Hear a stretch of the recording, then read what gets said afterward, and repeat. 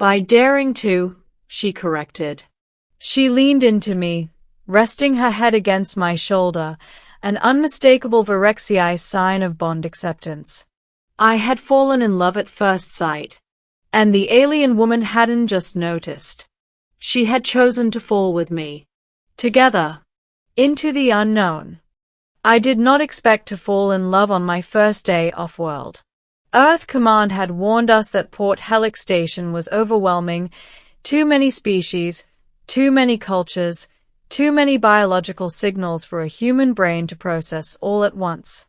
It was the largest neutral trade hub in this spiral arm, a place where enemies signed contracts instead of treaties and where wars paused, briefly, out of mutual profit.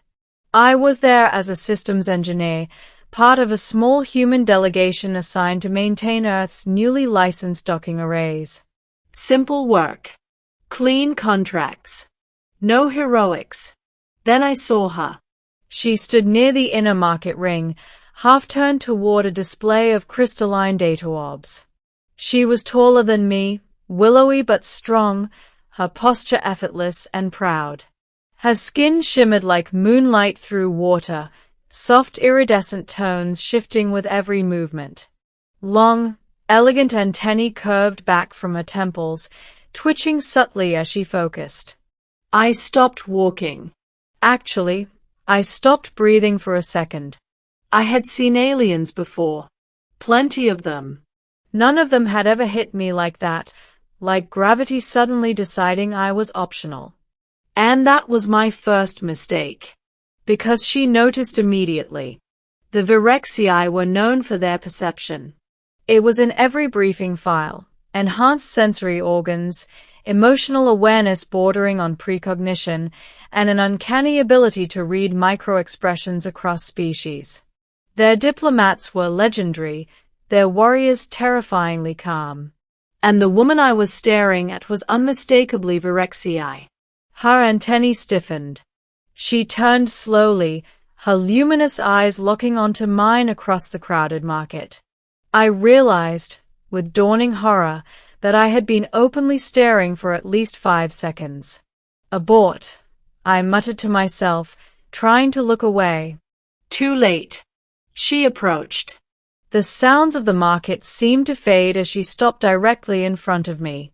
Up close, she was even more striking, her presence warm and steady, like standing near a quiet star. You experienced a sudden increase in heart rate, she said calmly. Your pupils dilated.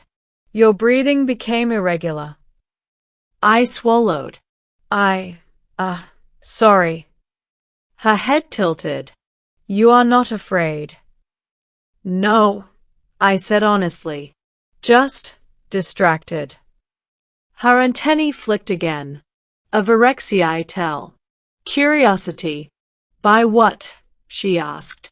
My brain screamed, do not answer that honestly. My mouth ignored it. By you. There it was. Out in the open. No tactical retreat possible. The alien woman blinked once. Then, to my absolute shock, a faint glow rose beneath the translucent surface of her cheeks, a deep, blooming shade of violet. A HFY blush. I see, she said softly. I waited for security. Or a lecture. Or for her to inform me that humans were violating at least 12 cultural protocols.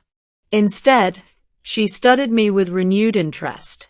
You experienced this reaction immediately, she asked. Yes, I said. The moment I saw you.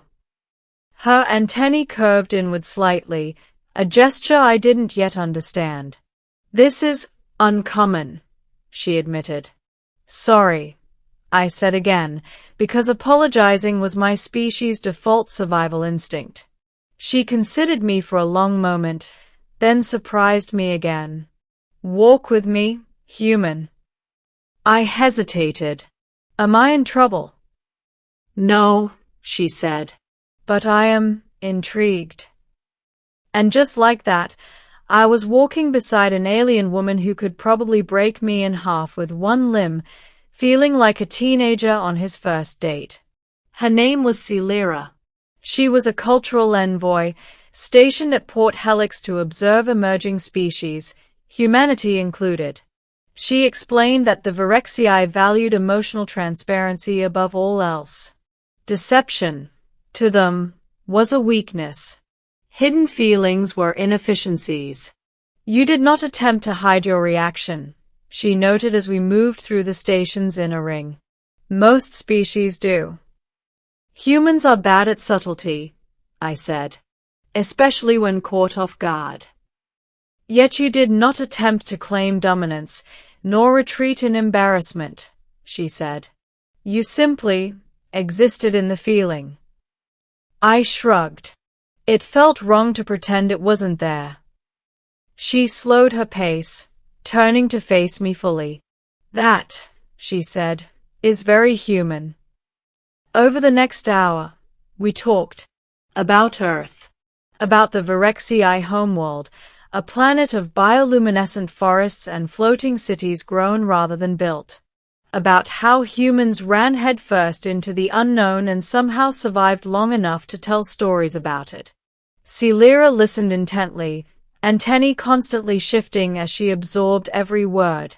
You are aware, she said eventually, that bonding instincts differ greatly between our species. I read the files, I said. I know this doesn't mean the same thing to you. Her eyes softened. That is where you are incorrect. She led me to a quiet observation deck overlooking the station's star-facing side. Distant suns cast slow-moving light across the transparent barrier. In Virexii culture, Celera said, love at first sight is considered dangerous. I raised an eyebrow. Dangerous how? Because it bypasses logic, she said. Our species evolved to be cautious, calculated. Emotional bonds are formed slowly, deliberately. She turned to me.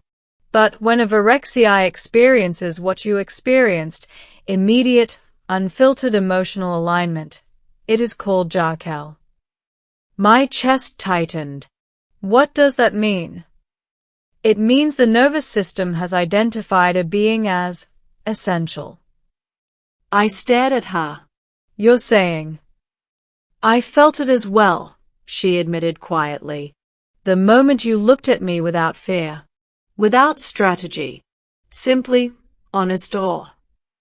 The violet blush returned, brighter this time. I noticed immediately, she said.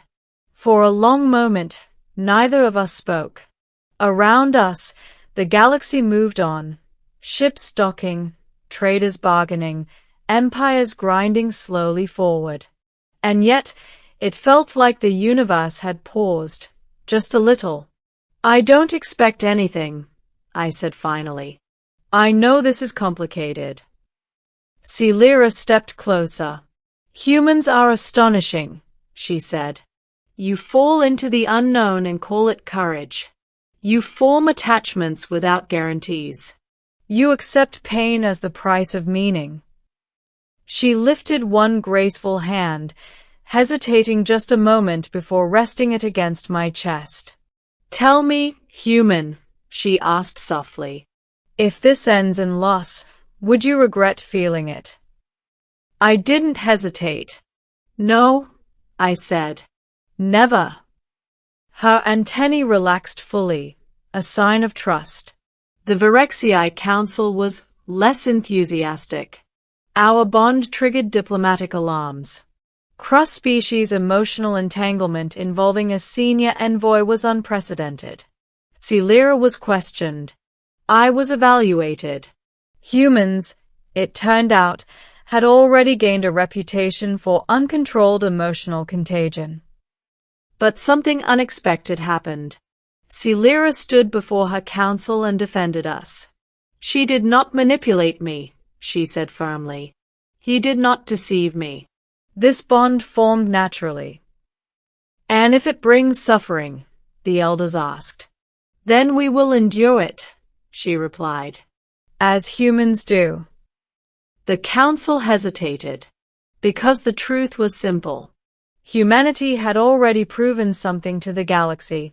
We were fragile, but we chose connection anyway. We loved quickly, deeply, without armor. And somehow, against all probability, that made us strong. Months later, I stood beside Celera on a balcony overlooking Earth. She watched the planet spin slowly beneath us, her antennae glowing faintly in the reflected sunlight. "You know," she said, "your people are changing how the galaxy defines strength." I smiled. By falling in love.